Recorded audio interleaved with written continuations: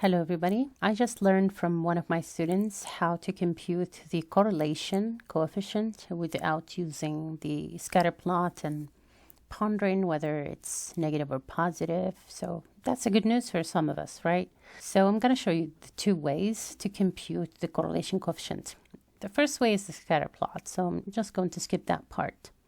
The correlation coefficient without using the scatter plot, you're going to say equal sign, and it's a function. So correlation, C-O-R-R-E-L.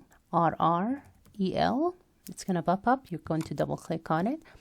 It's going to ask you for the first array. The first array is going to be the explanatory variable. So in my case, it's the before. And then comma, the response variable is going to be the after, or the y variable. And then click enter. So this is the correlation coefficient, and it's positive using this method. Here is another example. I can see that it's negative here. So this is the method that I use, the scatter plot. I'm going to show you one more time. Let me delete this. So to do it using the scatter plot, you just select the both columns of your data, insert, scatter plot, and then you're going to put the trend on it, and then you click on more options, and then click on the histogram, and you're going to scroll down. You're going to select the R square and the equation. So the equation is easier this way. I see that I have R square, so I will need to come up with R. So this is equal to, I see that it should be negative. So I'm going to say negative SQRT of R squared 0.2514.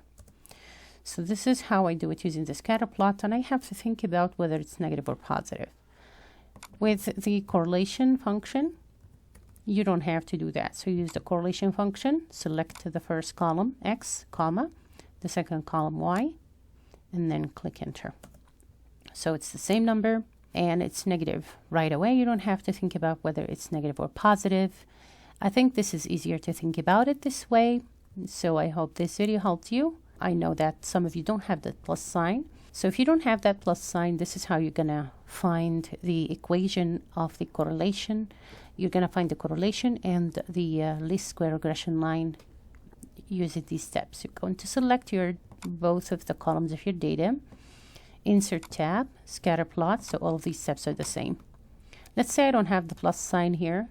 So I go to the add chart element, and I'm going to go to the trend line and more trend line options. And this is going to make the chart pop up to the right.